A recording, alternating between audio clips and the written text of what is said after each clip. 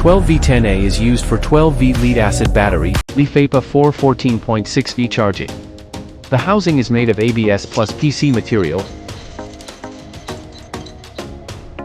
and comes with a fan.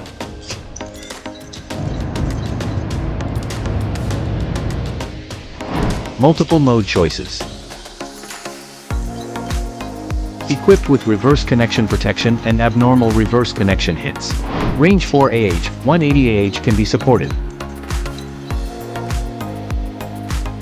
Winter -20 degrees Celsius, summer 38 degrees Celsius, can be used for normal charging.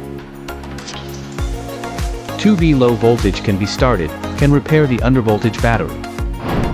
Rechargeable, cars, trucks, vans.